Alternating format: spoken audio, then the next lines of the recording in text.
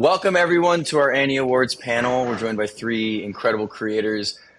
Each has a very different role from the next in the animation space. First, we're joined by Tom Warburton, the one with the mad scientist hair. We love it. He's the executive producer of Kindergarten, the musical. Next, we have Darril. He's the creator and director of the video game By Sweet Carol, which is a hand-drawn classic Disney-style animation video game. And then last but certainly not least, we have Jeff Morrow. He's the composer for Snoopy Presents a Summer Musical. So again, very different roles within the space, but all united by animation. And they're just here to share their creative journeys, talk a little bit about the behind-the-scenes stories of their work, and what it's like to be nominated for the Oscars of Animation, the Annie. So let's give them a warm welcome. Thank you for being here.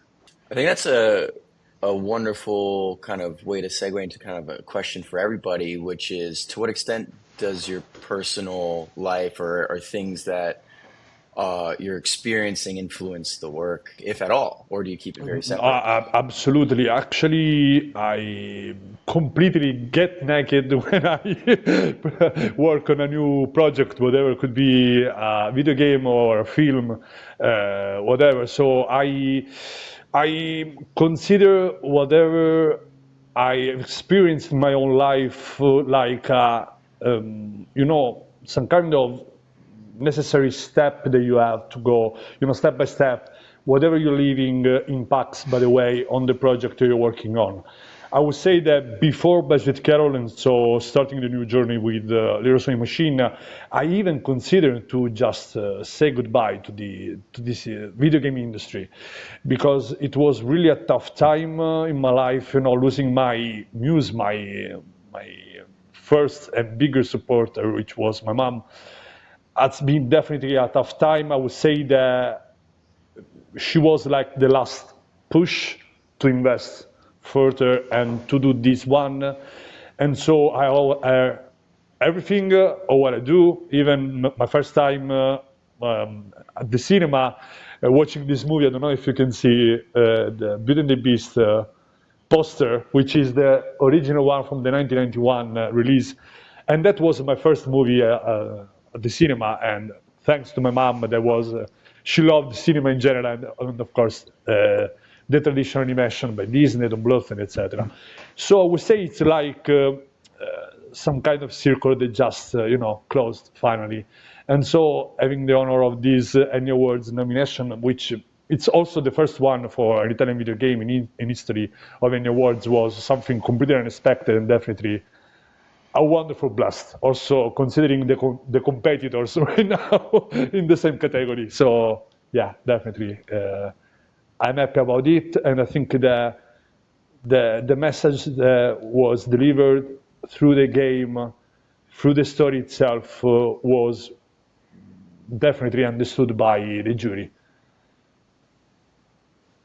Beautiful. Thank you for sharing. You're Tom, welcome. Jeff, do you guys have any thoughts on that? For me, like being creative is one whole thing in life. Like it's music, it's reading, it's TV, it's everything. Like I need to be making things, and so I'm sucking in everything from the world at any given time. And I have sketchbooks that I'm filling up with ideas on things I pull. So really, like my life is when I'm not at work doing stuff, I'm still making stuff in some way or another. Like it's just Yeah, that's when you're a creative person, that's what you are. And if I'm not making something, I start getting antsy and angry and like so. depressed. Like it really is.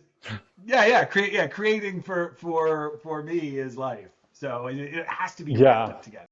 Following on that, one of the interesting things about working on the Peanuts is that it's pretty hard to separate your personal experience from working on the project. Like it's been a part of almost everyone's life for Yeah. as long as they can remember. It's one of these things that's just in the culture.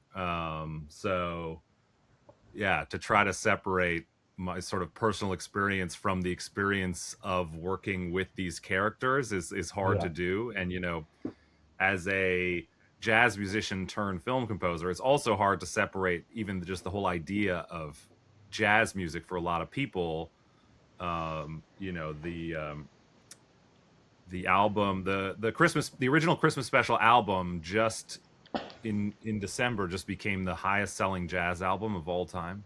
Oh, So congratulations. I didn't know that. I think That's cool. for a lot of people, it's the gateway into listening to more jazz. You know, you start with a little Vince Guaraldi and end up listening to Bill Evans or Miles Davis or whatever, and then go on from there. It's so cool to be able to, you know, sort of play in his sandbox a little bit, that he opened up the world of using jazz for these characters, which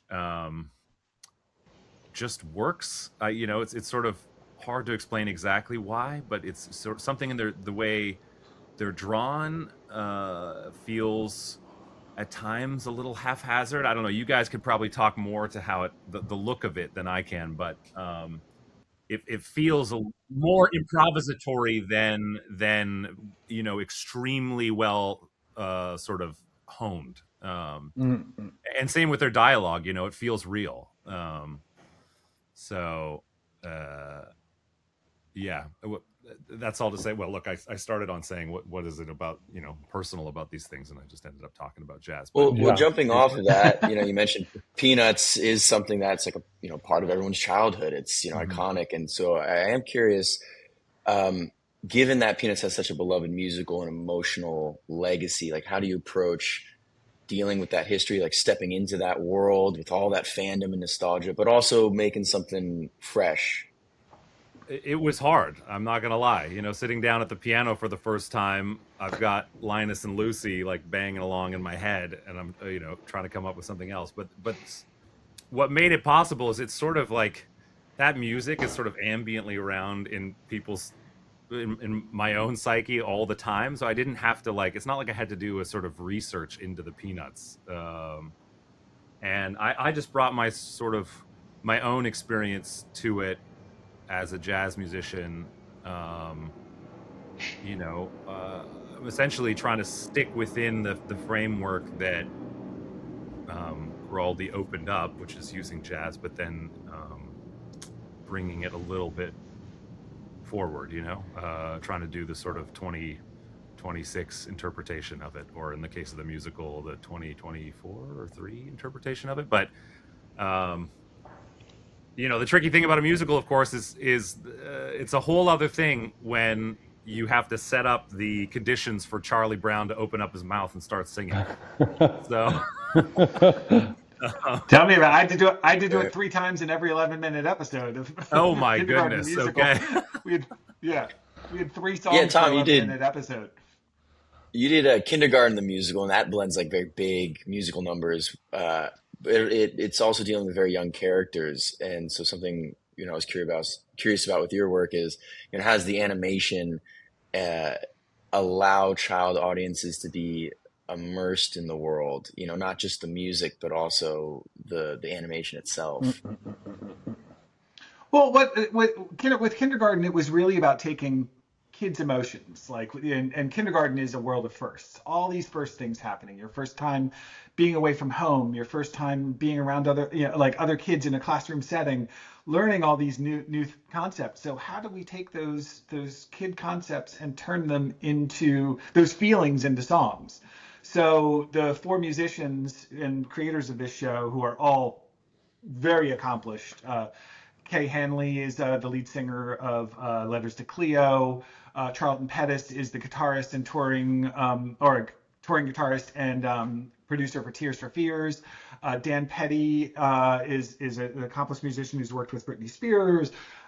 Michelle Lewis is a songwriter and head of SONA, the Songwriters of North America, like really accomplished musicians. And every episode, so they really needed to find in each episode how to take these simple kid things and turn them into big emotions by a song. And when is too much thing, like it was a lot of experimenting to see how much song we can fit into an 11-minute episode. So we cut animatics, just like is one song's not going to be enough.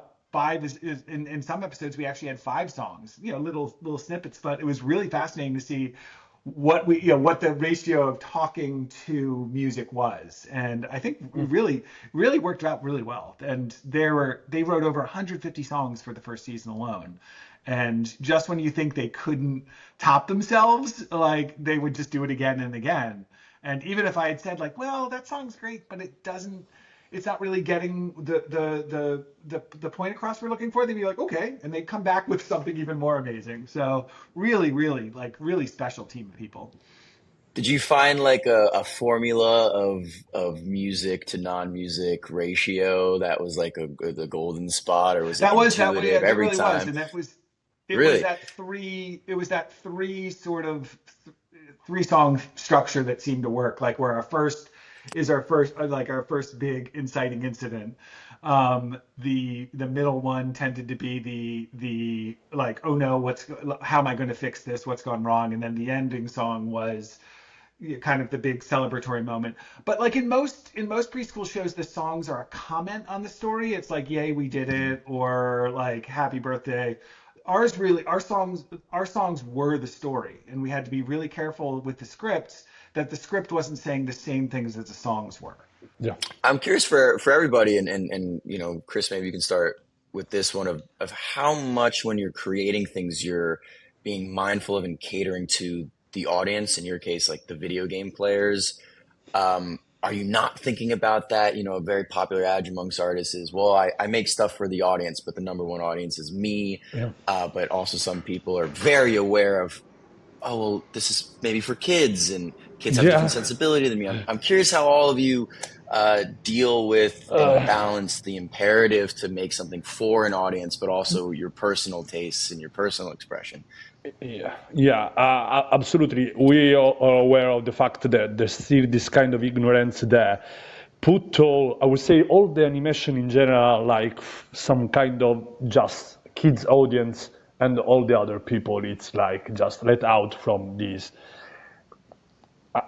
What is actually, some kind of wonderful, absolutely unreachable level of arts, basically. What Guillermo del Toro said when he won the Academy Award for Pinocchio is that animation is not like some kind of different way of some kind of medium. It's films themselves, animation. It's art. So, of course, when I decided that I would have invest on this kind of animation, traditional animation, frame by frame, such a tough challenge, definitely, I knew since the very start that this product would probably would be aided by some. And it's inevitable, you cannot make everyone happy about something that it's basically even some kind of test that was not made earlier, because of course the story as an allegory about women's rights, about the difficulties of loss, the hatred, and everything that it's the consequences of losing someone you love. And told by a perspective like a creepy fairy tale, but having the aesthetics of the Disney animation or Don Bluth animation was definitely something new, and something that even the press itself was not ready yet. How I have to judge this? What are the basics I have to to follow to know how to take this project, because it's something different. But that is definitely something that I wanted to try, because I think that even as all of us as artists, we love to try something new. Because if we just replicate ourselves multiple times, we just like doppelganger or whatever, or whomever came before us. So I knew that this could have been like a complete disaster. I'm happy that this didn't happen, but at the same time, I didn't think on the audience, because myself first, I was unaware what the audience would have been. For example, I discovered there is an audience, the cozy gamer, sorry, which love these games which just the aesthetics of the music, they are like wonderful to look at, wonderful to listen. Despite the fact that the story could tell, things that are so current nowadays, which we still face nowadays. I don't want to go further in politics because we know that the situation is pretty bad right now. But yeah, I thought myself first as audience, definitely. Yeah, I love that. Well, and also you pointed out in the beginning of this conversation the Beauty and the Beast poster. So, it seems like you were going off of your personal sensibilities when deciding on an aesthetic for the video game. For those of in the audience who haven't played it, it's like a classic gothic Disney animation style, but Yeah. for a video game. And it's fantastic looking. Like it's really gorgeous. So I mean, I have a question, Chris. Where were you trained to do that kind of animation? Okay, myself, I would say I learned by myself. I didn't do any Oh, schools wow. for Okay. animation. Yeah, I Wow. learned to use Toon Boom animation. I have to thank all my team. Of course, we were just a few because we were about total 11 people. A few of them were ended just like the academy, a few the Nemo, the other the Comics Academy, all of them based in Italy. And of course, they joined this adventure like the first work experience. It was also surprising because the team was basically like the 75% made by women. So it was something completely new, especially in Italy. And yeah, I studied direction and screenwriting, that's for sure. I was, as always, a fan of animation.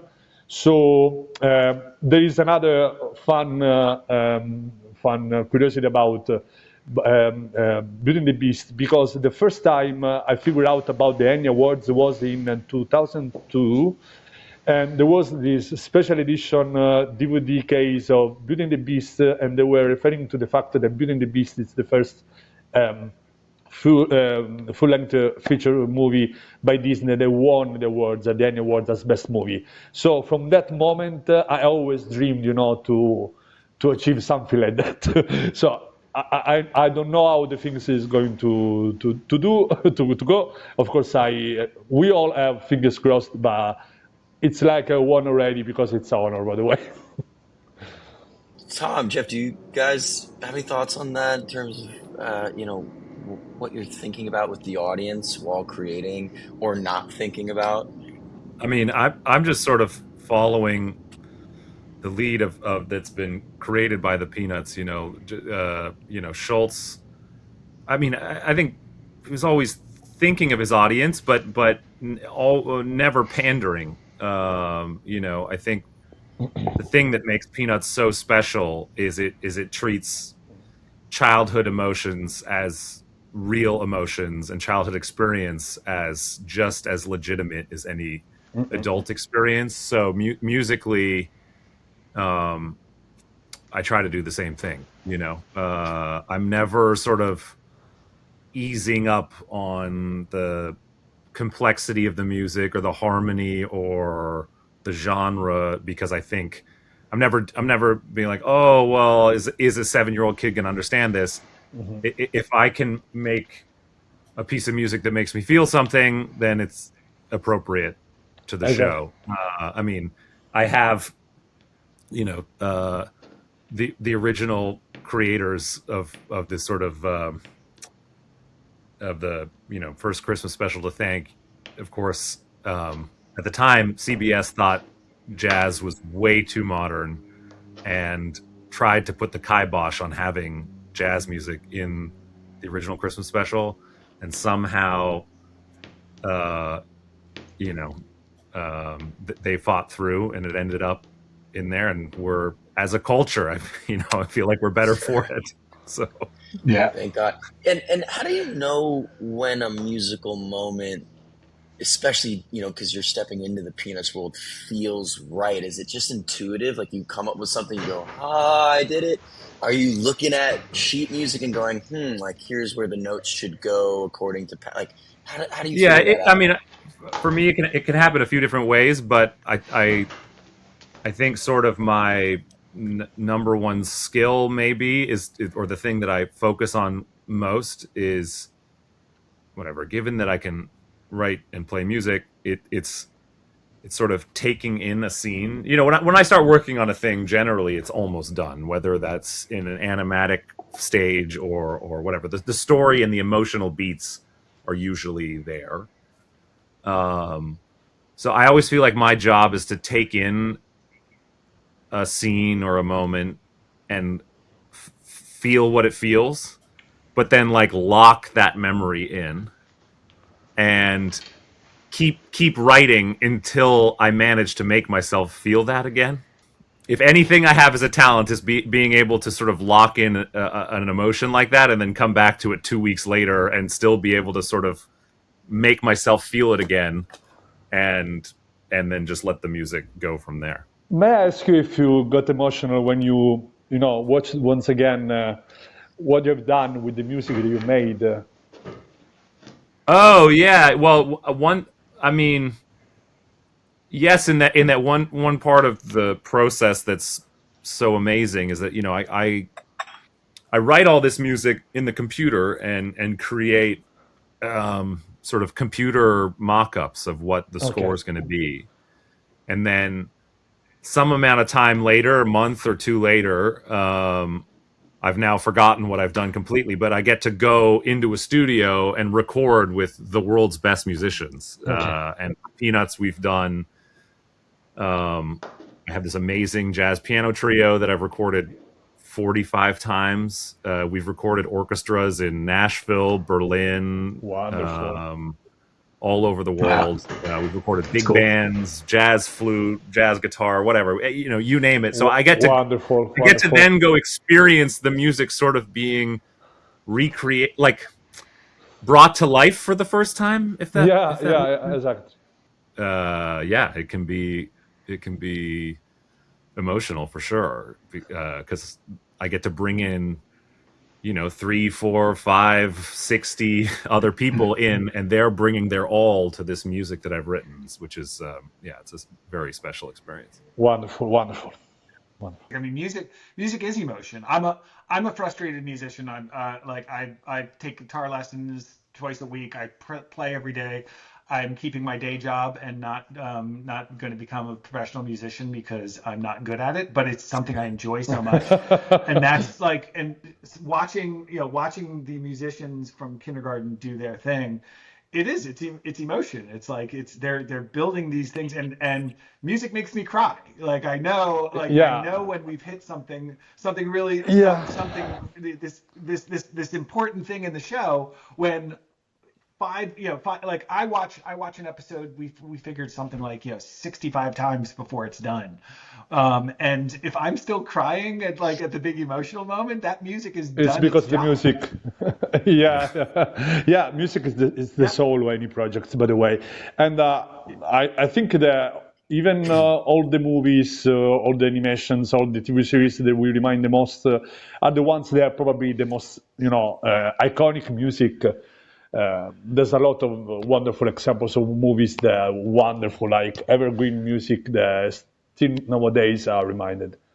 One of the joys of writing music is that it's abstract, and I get to sort of play with emotion without any sort of other pretense. And Yeah. animation is pretty close to that. You guys are working with direct emotion in a way that you can't in a live action Yeah. medium. Yeah. And Yeah. I it agree. makes or break. It can make or break something. Like I remember one of the first episodes of Kids Next Door. Like the animation just wasn't like it came back from overseas and it didn't look that great, and I was really unhappy. And then I remember the musicians, Steve Rucker and Tom Chase, they did their thing to it and made it cinematic, and it changed everything. Mm. You didn't even see like the animation no longer mattered. It was about what that music did to just make everything, the emotions and the action and the adventure. It was so amazing what music could do. Yeah, and well, that in animation, it's like by the time you get to the music, I think a lot of people who don't make films or aren't in the creative space but are just admirers, they don't realize like music's often one of the last things that comes about. At least for me, I assume for you guys as well. So by the time you get there, you've watched your thing without music like a million times, and it feels stale. And then the second you put the music in, it's like it's just breathed in with life. Chris, how does that work with video games? I have no idea. It's not an easy question. Yeah, video games, it's pretty young as a medium compared to movies, TV, and etc. Definitely. And I would say that actually started in film industry here in Italy. Things were pretty strict, I would say, like some kind of small niche. So I had this chance to work with another company, which was a Canadian company, as art director, and there I find out that they are the closest things to each other, movies and video games. So since I would say, like when I was a kid, of course, I always dreamed of making movies. I had this chance to work in video games and converting what were my thoughts, what were my ambitions as a director in video games. So video games are, I would say, somehow harder than films because there is that element which is the fun factor, the gameplay, the interactions, and of course you will never hear about bugs in movies or animations or series. So definitely, as there are difficulties, but we say that, of course, video games they have their advantages for a lot of other stuff because, of course, there is the independent video games probably nowadays could work better than independent movies in a lot of could be awards, press, and etc. Even by public. But yeah, it's tough. It's tough, by the way, doing video games. Pretty tough. How does the style inform or is informed by the gameplay? Because that's something that I think when you're working in purely narrative, non-gameplay mediums, Yeah. you're not necessarily thinking about, like how is the person controlling what they're seeing.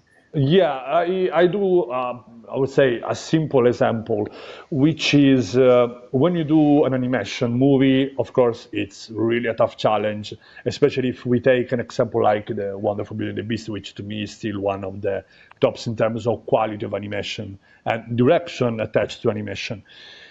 In video games, you have to consider that not everything that occurs on screen it's the same for you, the same for Jeff, and etc. Yeah. It's different each time. So you have to consider a lot of variabilities, and draw them. And since we don't have a 3D model that you can just rotate or you rig, you have cut out, that automatically blend, the interpolations from an animation to another.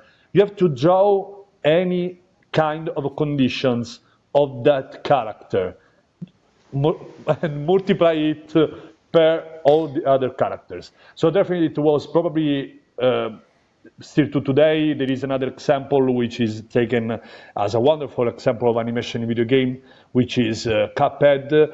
But at the same time, I think that counting the frames that we have to draw frame by frame, and if you do a mistake, you have to start from scratch. You cannot just fix it. I think that we just went a little even over in terms of numbers of frames. Oof, it hurts my brain really trying to wrap my head around. Like I'm thinking about how many different variations you're gonna have to do, and yeah, you move right, you move left, so you're running, you're walking, you're jumping, and you impact with the wall with the knee or with your back. So you have to have a lot of different reactions for each of animation, each of variabilities. It's definitely tough. And of course, if we probably have pointed on 3D, would have been pretty easier, way easier. But I'm happy about the result that we achieved with this game. It's something that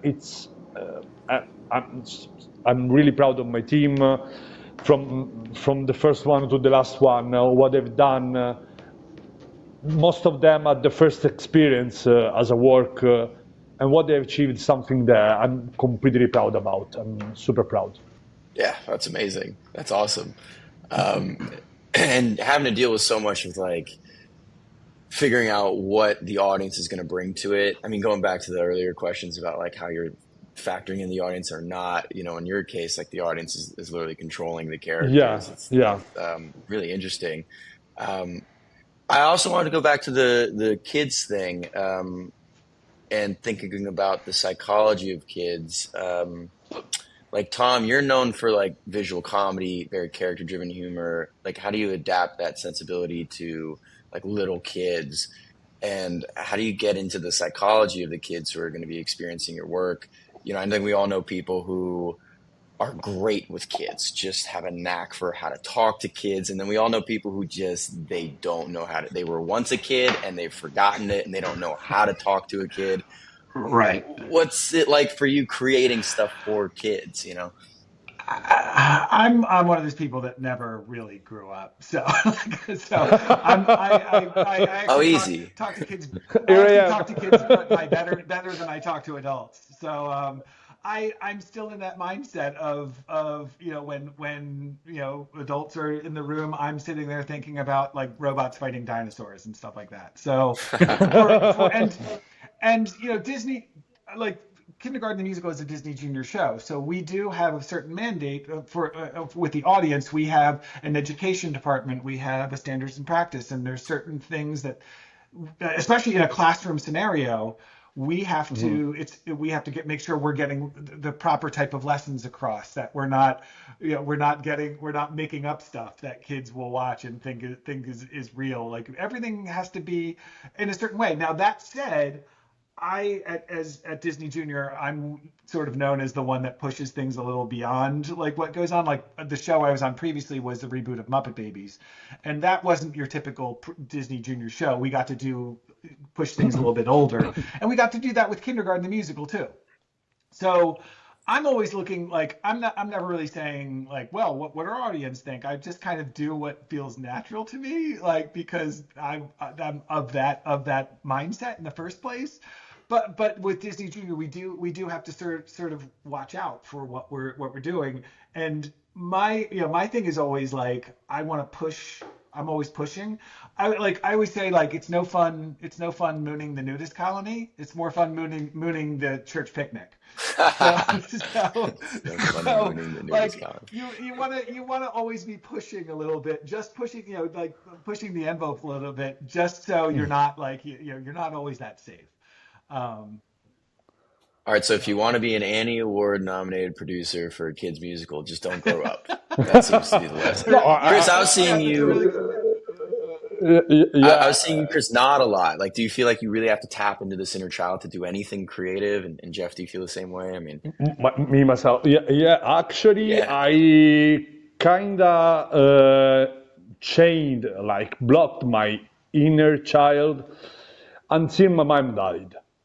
At that very moment, I found myself completely lost. The sparkle that basically activated all this creative process behind Budget Carol and whatever followed. But basically, there was a poetry artist in Italy which was named Giovanni Pascoli. I don't know if you ever heard about him.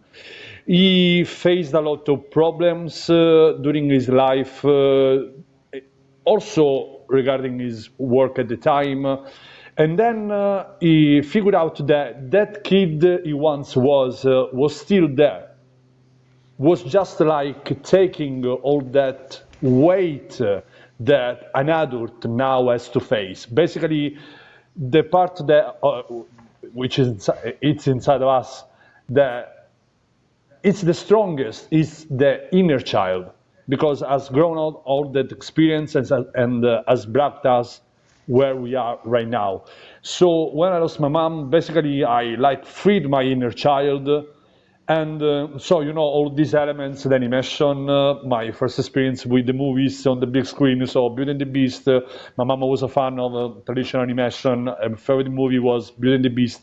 Of course, the experience of losing someone, don't accept it in, and don't accept all, the different phases of a loss, hatred, rage, and etc. And I would say that, yeah, freeing my inner child, I had the chance to figuring out finally who I was, not just looking at the mirror and the adult I've become, but also what's inside this big guy that just appeared on the mirror. There's a lot more inside, which is someone that is subjected to everything that occurs in the surrounding, the people we meet, the people we lose, the places we live, because of course we probably have changed a lot of houses in our lives, and still those houses are still there.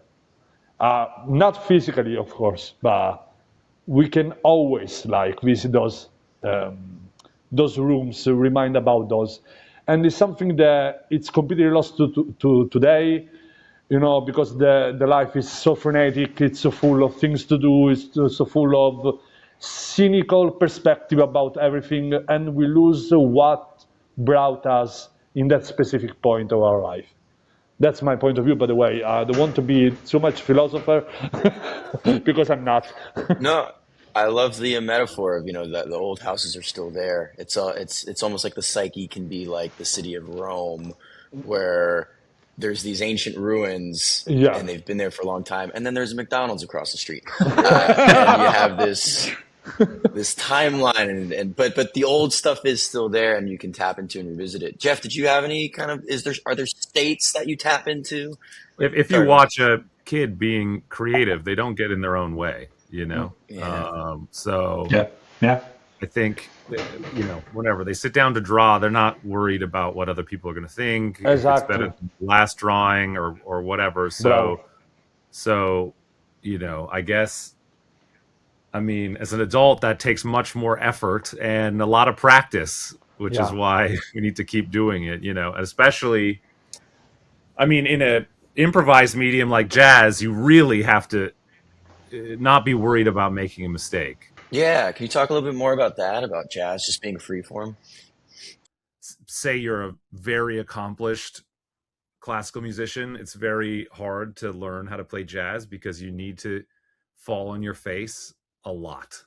So it's easy to learn if you're like 10 years old, and which is why a lot of people who do it have been doing it since they were a kid, because you need to be willing to make a lot of mistakes. I make tons, and yeah.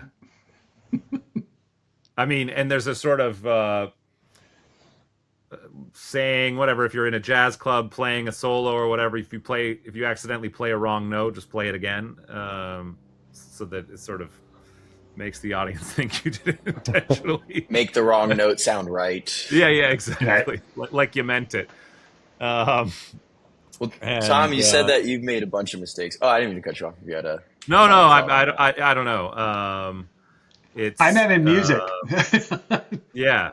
Well, I'm wondering if you feel comfortable. Are there any mistakes that you made along the way that gratefully the audience won't see, but that you felt was important to the creative process that you're willing to share if you want? Oh, I don't think it's. Yeah, I mean, the way these things are crafted, it's so many steps. It's not like a mistake makes it in, but one of the things with working on the Peanuts and the process, which I've been so lucky with, is very early on when I started working with Apple and the Schultzes and Wild Brain. I said to them, hey, if we want this to sound like the Peanuts jazz you know and love, I will do my like computer mock-up, but when we get in there with the musicians, they're gonna play something different. So, which for a sort of modern work, like modern movie making, TV making, is not usually how it works. Usually the sort of computer mock-up is a very close facsimile to the final, so that it can get signed off on by the 25 people that need to sign off on it. But in this case, they've given me so much trust that I'm setting the general framework of the music, the tempo, the tone, the harmony, the vibe, but in the end it's going to be different, because I want to allow room at the recording session for the musicians to go for it. and they all. I've been working now with these players for so long that they know they're allowed to do that, and if they make a mistake, whatever. If they make an egregious mistake that doesn't turn into some sort of, sometimes it happens and it's like, whoa, wait, let's keep that. That was beautiful. Sometimes it's like, let's just do another take, So And did you have yeah, the idea clear since the very first time you watched the animatic, for example, what the music should have been, or it was like a process? You have done like different attempts to do, to find the right track for a scene, for example. well, we all know and love the jazz part of the Peanuts, but then Snoopy comes along and sort of, it's like pulling the pin out of the hand grenade in terms of the sort of look and the music. So that often when Snoopy's on screen, it can be all sorts of different things, especially if he's having one of his fantasies, which is where I've ended up being able to sort of write for 70-piece orchestra or whatever it is. I mean, I've been very lucky with all these Peanuts projects. There's the sort of the emotional rhythm of it is so well crafted Yeah. that I find it pretty easy to like pick up on, and craft a piece around it. Yeah.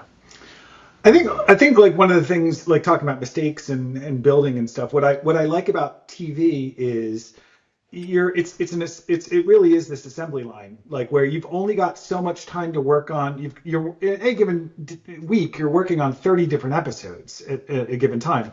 One is, a couple are being written, a couple are being designed, a couple are being animated, a bunch of them are being animated overseas, a couple of them are in post.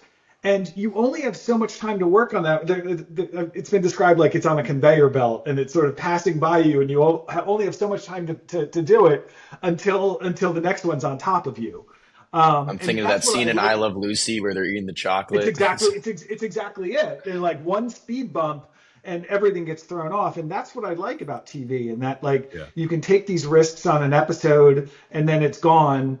And it's off doing its thing. Meanwhile, you've got the next story that's coming up, and you're trying to fix that one as much as you can.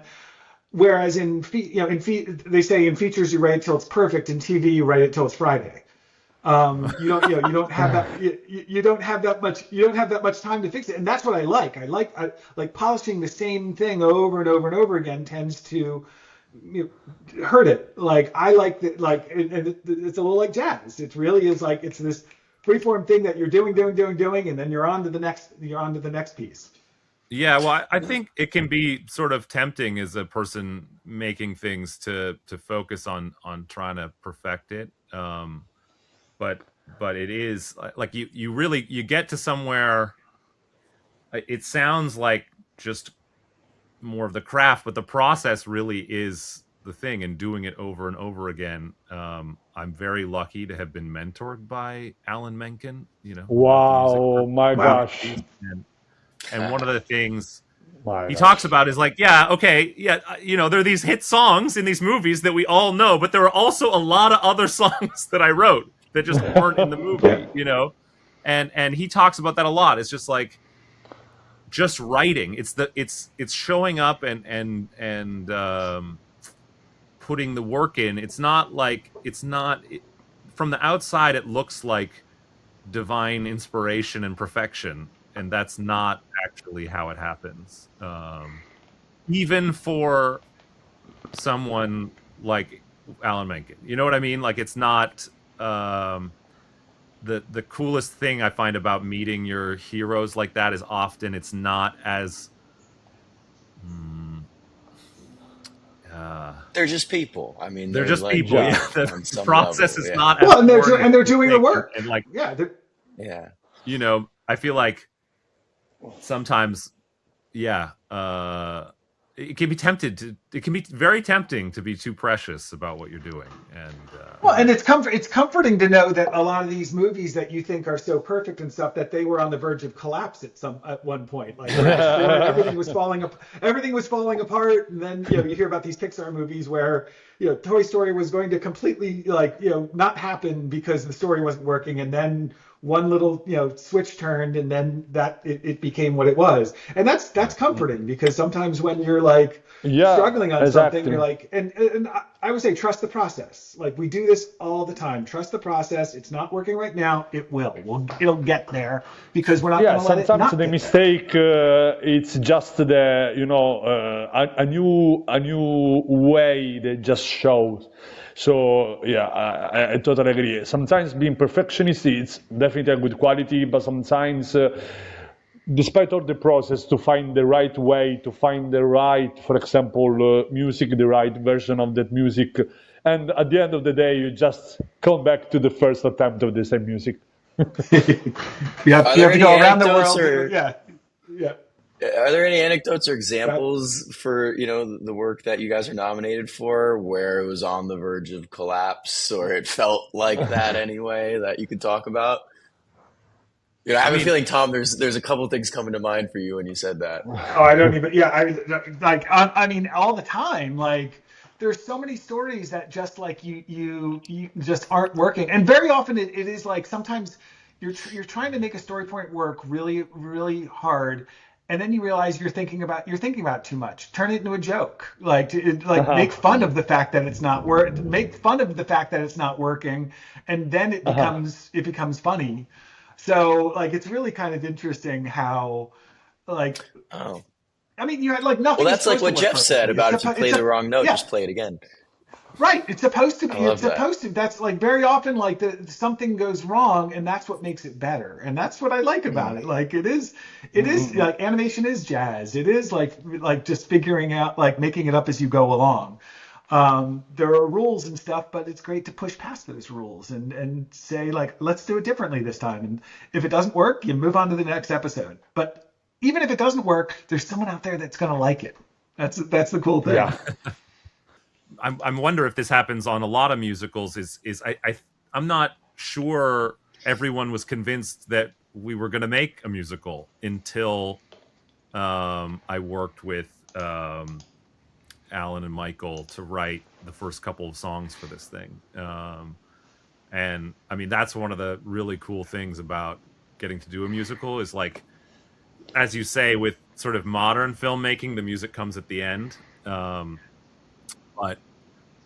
But with the musical, it comes more at the First. beginning, like how Yeah. it used to. I Right. mean, Right. Yeah, I with was all the realizing Disney that as I movies said we it know and earlier. I was love like, from wait. 100 years ago, that's how it works. The music was written with the script, not and Yeah, it That's what was we do part in of our the show. screenplay. Yeah, it was yeah. part of the screenplay, Yep. exactly.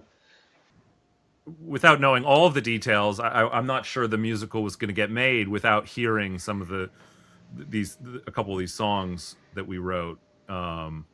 And it's such a cool thing to be able to work. You're doing a little bit of script writing as a composer on a musical, which is so interesting. To push the story along.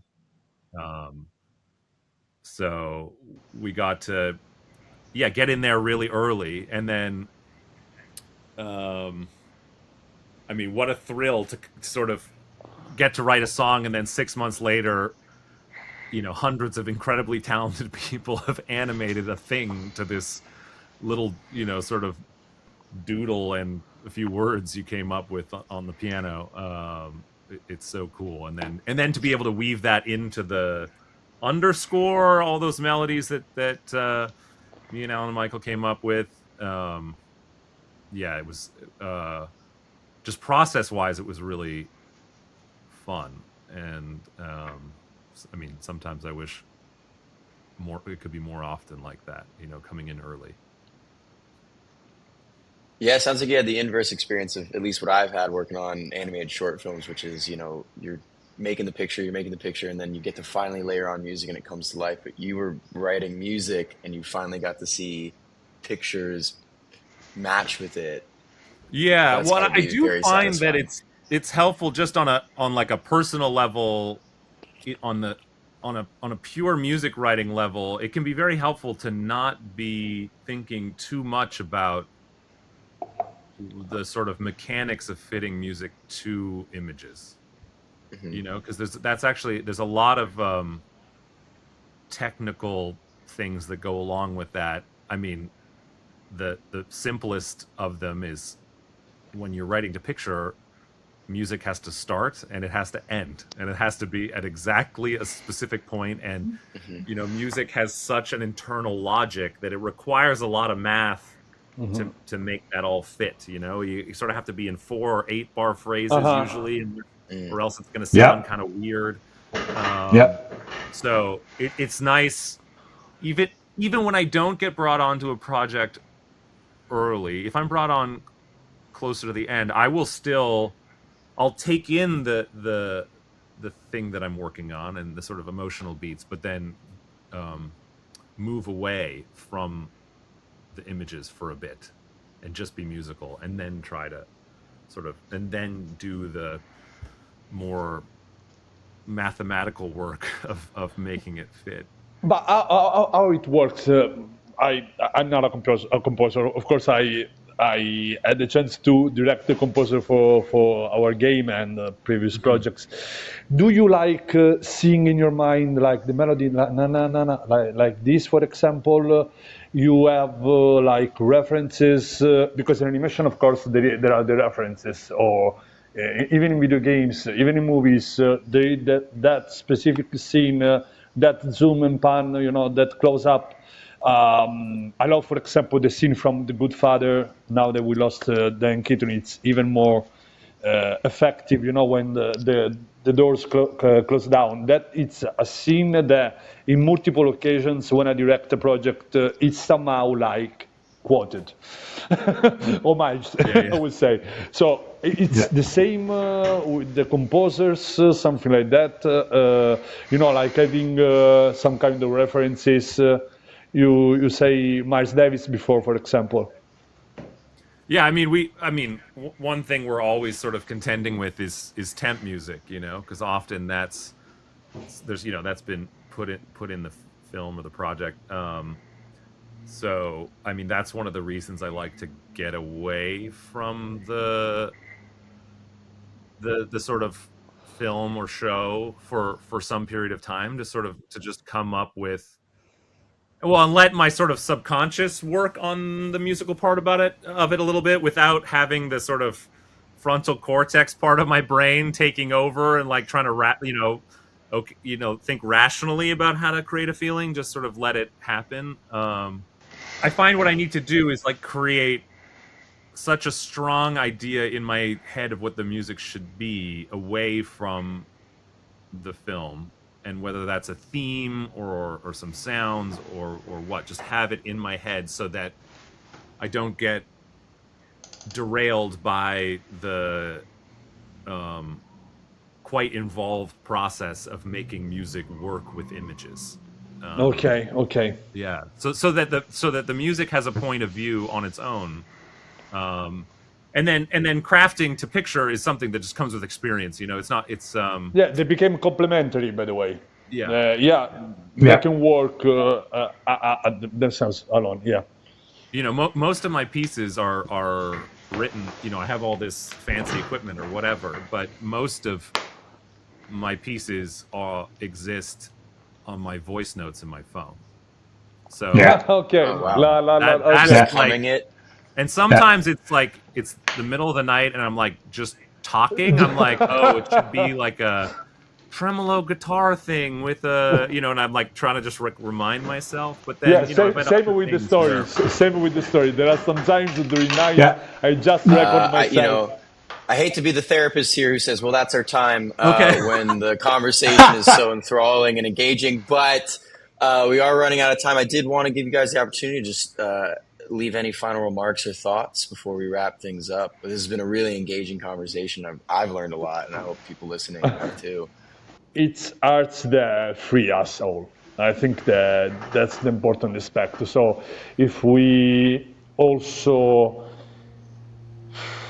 take away the rights of each human being, so be free to do and express the same through arts, we're basically just like automatons without any kind of soul. So just bringing back on that topic of AI and etc. Yes, go AI.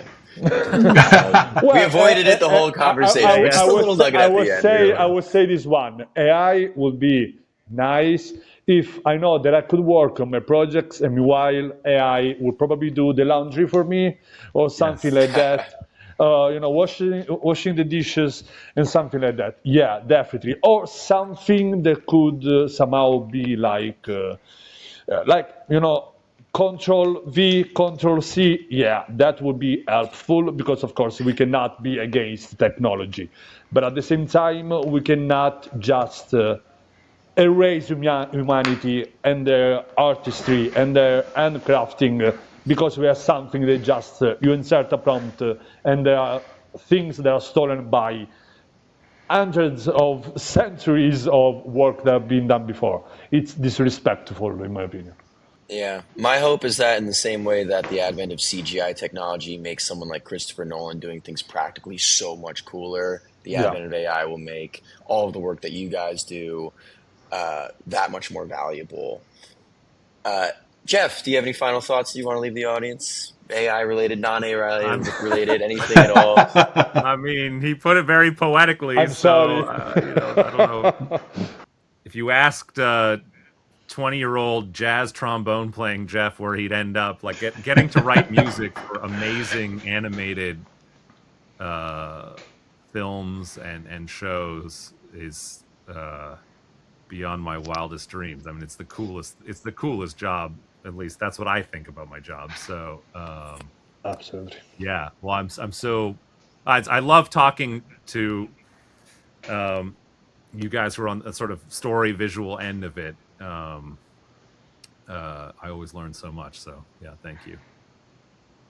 I was very struck by actually the crossover in terms of, Tom having an insight that sounded like playing jazz, or you having an insight that reminded Chris of something. So the blending was really interesting throughout this conversation. Tom, I'll leave it with you if you have any final remarks before we. My thing is look, making stuff, being a musician, playing games, I wish everyone could just make stuff all the time. Like when you're young, you draw, you sing, you play music. But when you get older, they start to take that away from you. They start saying, well, you don't draw well enough, you don't sing well enough.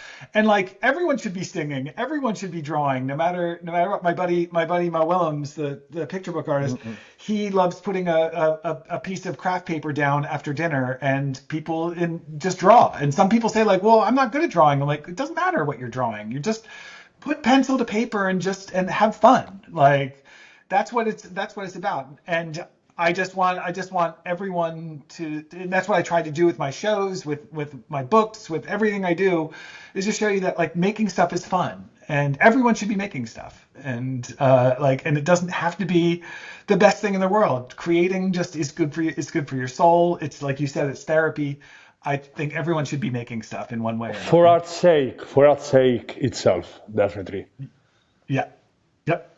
I love that. That's a wonderful note to end on. Thank you all so much for coming. I really enjoyed the conversation. I learned a lot talking to you all.